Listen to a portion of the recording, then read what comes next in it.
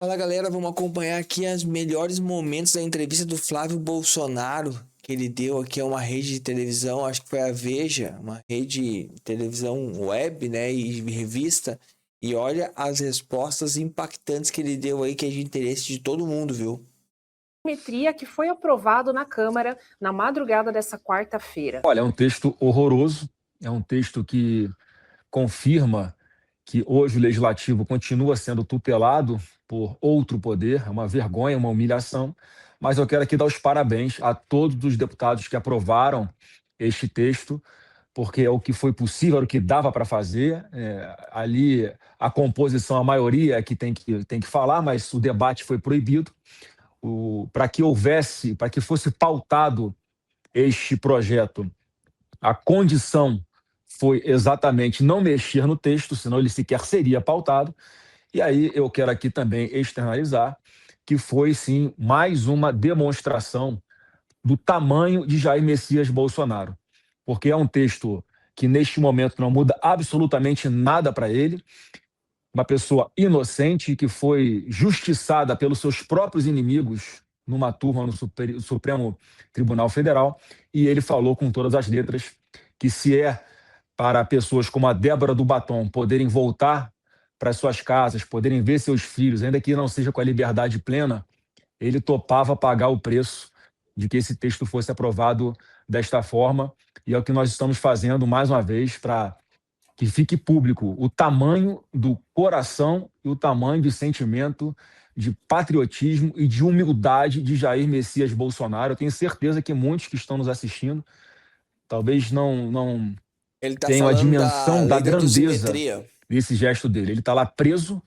numa sala de 12 metros quadrados, trancado na chave o dia inteiro, com 2 horas de banho de sol para ir num cercadinho ali de 3 por 4 para dar uma caminhada, que não dá nem para fazer um exercício, com o ar-condicionado central do prédio da Polícia Federal zunindo no ouvido dele de 7 da manhã às 7 da noite, e ainda assim ele está pensando nos outros, está pensando naquelas pessoas que nós sabemos que são inocentes, e, portanto, ele deu esse comando para a gente. Foi o que a bancada do PL e a bancada de deputados aliados de oposição ao governo Lula fizeram no plenário de ontem, na Câmara. Então estão todos de parabéns, foram guerreiros, e obviamente a nossa luta não para por aí, vai para o Senado ainda, mas eu acho que as condições vão acabar sendo as mesmas, mas vamos dar esse primeiro passo, botar pessoas inocentes como a Débora do Batom para voltarem a ter um convívio com suas famílias, tentarem buscar algum nível de normalidade em suas vidas, e o Bolsonaro pediu que, nesse momento, ele próprio ficasse em segundo plano, mais uma vez ele dando o exemplo. Senador, pelo que eu entendi, esse texto, então, não contempla totalmente o que vocês pretendiam, né, que o clã Bolsonaro queria, mas foi uma sessão, de certa forma, que foi feita pelo ex-presidente, né? O senhor, como que foi a articulação, como foram as conversas do Centrão para que essa votação acontecesse? O senhor ou algum representante da família Bolsonaro participou dessas conversas? Não dessas últimas, não, mas a bancada, os nossos líderes já sabiam qual era a orientação vinda do próprio presidente Bolsonaro, e sim, deram mais uma demonstração de fidelidade a acreditar na palavra dele, na estratégia dele. Só que, mais uma vez, é a constatação de que não existe mais independência entre os poderes, porque, mais uma vez, o debate foi proibido no plenário da Câmara. O que a gente sempre pediu? A gente sempre pediu que fosse pautado o projeto, e aí a redação, que seria a vencedora depois de todo o processo legislativo, caberia à maioria dos deputados decidir, como entendo que caberia à maioria dos senadores decidirem na sequência, o que deve acontecer na semana que vem, talvez a votação desse texto, se é que não vai haver ali uma celeridade para que passe rapidamente pela Comissão de Constituição e Justiça do Senado, e na sequência vá para o plenário. Mas assim, eu nunca vi, em 22 anos de parlamentar, um parlamentar ser proibido de fazer uma emenda a um projeto, um parlamentar ser proibido de fazer um destaque, o parlamentar ser proibido de defender o seu ponto de vista com as suas convicções da tribuna do plenário da Câmara. Então, essa é a realidade que nós estamos enfrentando hoje. Por isso que a minha candidatura à presidência da República não tem a ver só com isso. Óbvio que tem a ver também com isso, mas tem a ver com liberdade. com a liberdade do parlamento, com a liberdade das instituições, com a liberdade da população brasileira poder ir e vir sem medo de tomar uma revolvada na testa, uma mulher poder andar na rua com a sua bolsa sem medo de ser assaltada, né? Um ciclista poder andar com o seu celular ou com o seu capacete sem medo de perder a vida, porque um marginal simplesmente não foi com a sua cara ou ele teve vontade de te matar. Essas liberdades que a gente precisa defender nessa eleição é o que eu vou fazer. Mas aí, com relação à anistia, que como o debate foi interditado, era o que dava para fazer nesse momento, lutamos com todas as nossas forças, só que nessa pauta o sistema venceu e a gente tem que ter a consciência de que a gente precisa olhar para frente e contar com um novo parlamento, com um novo presidente da República, para que essa pauta de justiça seja restabelecida no nosso país. Inteligente é usar a mesma conta no mundo todo, até nos rolês mais aleatórios. Por isso o senhor acha que o movimento que foi feito para aprovar esse PL da dosimetria na Câmara, com o aval do Centrão, está relacionado com alguma movimentação para fazer o senhor desistir da sua pré-candidatura? Não, de jeito nenhum. Ali não tem absolutamente nada uma coisa a ver com a outra. Nós já vínhamos há meses pedindo que fosse pautado esse projeto, então ele foi pautado dessa forma, né? O Bolsonaro está sequestrado, mandaram uma pontinha do dedo na caixinha, mandaram a ponta da orelha na sequência, e o preço do resgate está sendo esse, mesmo assim ele não vai ser solto do cativeiro, né? Então, olha a que nível chegamos na política brasileira. Mas não tem absolutamente nada a ver com a minha candidatura. A minha candidatura não estava relacionada à anistia nem nada. O que eu sempre falei foi o seguinte, e isso já ficou bem claro para todo mundo, espero eu, que a única condição de o Flávio Bolsonaro não ser o candidato a presidente era se o candidato fosse Jair Messias Bolsonaro. Então, já que o sistema está impondo que não pode ser o meu pai, serei eu o candidato e não tem nenhuma possibilidade de eu voltar atrás. O nome está colocado e vamos aqui começar a debater mais ideias.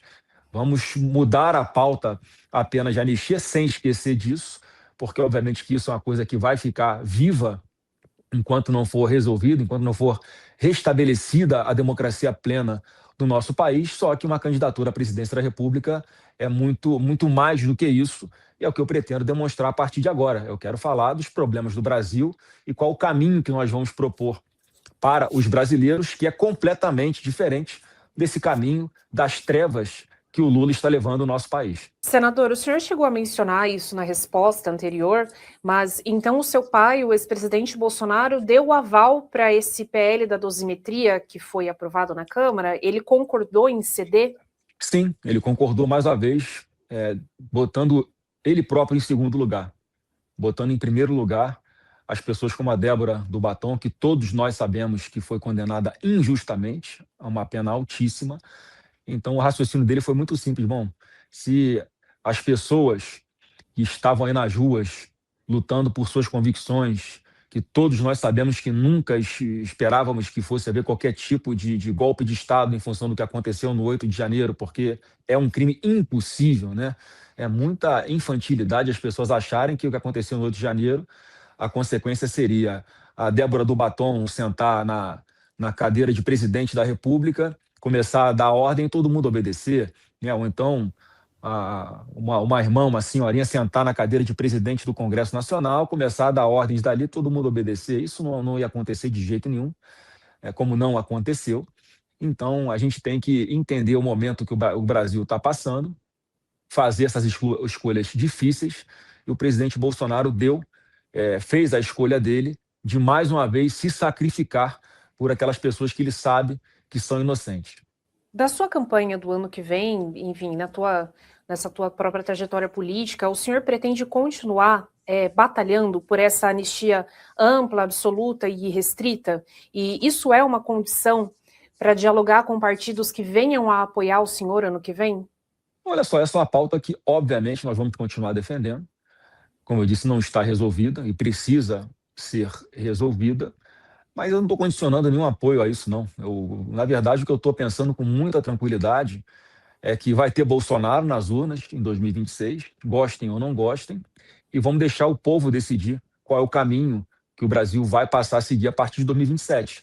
Então é isso que eu vou debater a partir de agora, e quem quiser estar unido às nossas pautas vai ser muito bem-vindo, num primeiro momento ou no segundo momento, se preferirem, mas o fato é que eu sei qual é o caminho que o Brasil vai escolher. O Brasil vai escolher o caminho da prosperidade e não o caminho das trevas e da tragédia anunciada, que é o governo do PT, porque o Lula é um produto vencido, é um produto que ninguém acredita mais, e nós temos como caminhar aqui com pautas importantes que vão ser muito bem comunicadas a toda a população, com muita transparência e com muita coragem, por exemplo, na pauta da segurança pública, que a nossa pauta vai ser arregaçar os bandidos perigosos nesse país, com mudança na legislação, com construção de presídios, e para que todos entendam no país que quem tem a legitimidade para governar é aquele governo eleito, não o governo paralelo do crime organizado, como acontece hoje. Então vamos com muita tranquilidade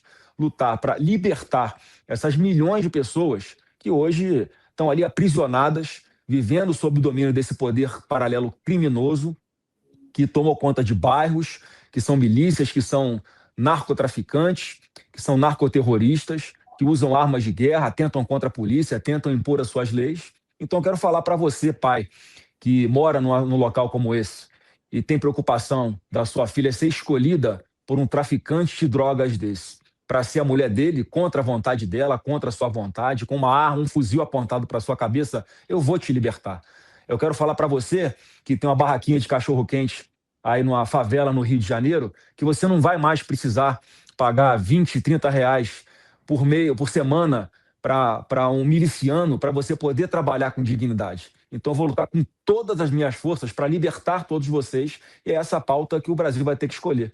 Por exemplo, na segurança pública. Se quer caminhar conosco, que vamos tratar marginal como marginal e pensar nos direitos humanos das pessoas honestas e trabalhadoras, ou se o Brasil vai querer continuar caminhando com um presidente que acha que os traficantes são vítimas dos usuários, um presidente que acha que é tudo bem um ladrão roubar um telefone celular para tomar uma cervejinha, palavras dele, do próprio Lula. Um caminho que vai ser muito fácil de escolher, por exemplo, na segurança pública, e vamos falar das outras pautas aqui para eu mostrar para vocês quais são os caminhos que nós vamos propor e qual o caminho que está posto aí pelo atual governo. Senador, eu vou fazer perguntas mais adiante também sobre esse assunto das suas pautas, das suas bandeiras para 26, mas ainda dentro desse tema da articulação política, o senhor pretende manter a sua candidatura ainda que o Centrão não te dê um apoio ostensivo ou muito claro? Isabela, deixa eu ser mais claro se eu ainda não fui. Eu não vou retirar minha candidatura. Eu sou pré-candidato à presidência da República. Os partidos do centro que quiserem caminhar conosco vão ser muito bem-vindos. E quanto antes chegarem, mais eles vão poder participar da construção desse caminho da prosperidade que a gente vai propor ao Brasil. E se eles entenderem que eu não sou o melhor caminho, não sou o melhor candidato, tudo bem, é um direito deles. Agora eu tenho um partido político, eu sou do PL.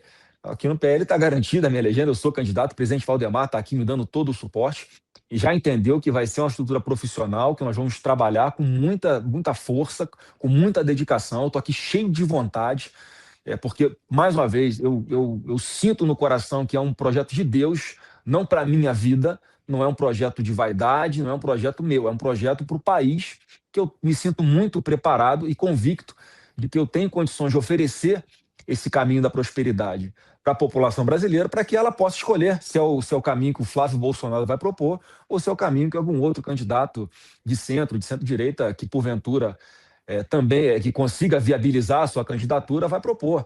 Então a minha candidatura não é que ela é viável, ela é muito viável, ela está colocada e ela é irreversível. E, senador, como o senhor tem visto especificamente essa postura de uma certa desconfiança de alguns líderes, como Rueda, do União Brasil, Ciro Nogueira, do PP, ou mesmo o silêncio de alguns caciques do Centrão, como Kassab, Marcos Pereira,